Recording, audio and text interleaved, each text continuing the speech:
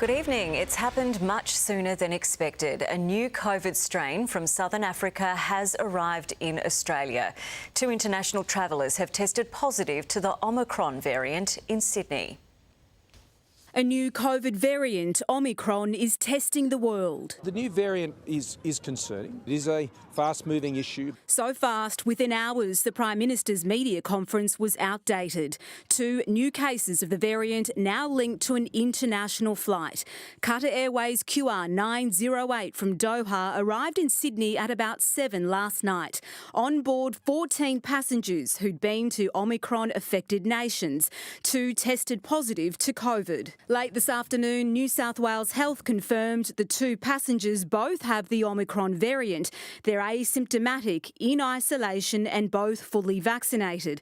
In Queensland, a number of travellers from southern African countries are also in hotel quarantine, but they've tested negative so far. We need to be cautious, but we don't need to be alarmed. The 80% double dose vaccination milestone has been locked in as the trigger point to reopen Queensland to hotspots.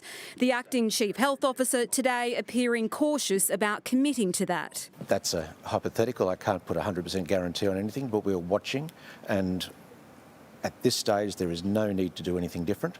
There are still plenty of unknowns about the new variant. We have no information yet about whether it's more severe an illness. It is likely to be a very transmissible variant. Authorities hope the vaccine message is catching on. 17th of December, we will need to be able to prove that we're vaccinated. More than 5 million people have downloaded the check-in app. About 700,000 have linked their vaccine certificate. The Minister has hit back about potential security issues with the app, warning anyone caught downloading another person's vaccine certificate could face hefty penalties. You can't pretend to be somebody else unless you conduct illegal activity. Preparing to weather a new threat. Marlena Wapp joins me now. Marlena, Sydney health authorities are rushing to contain this new variant. Yes, Katrina, the 2 passengers who've tested positive are isolating in a special health facility. 12 other people on the same flight from southern Africa are in hotel quarantine. About 260 passengers and aircrew are also considered close contacts, and they've now been told to isolate. Queensland authorities are continuing to monitor the situation very closely.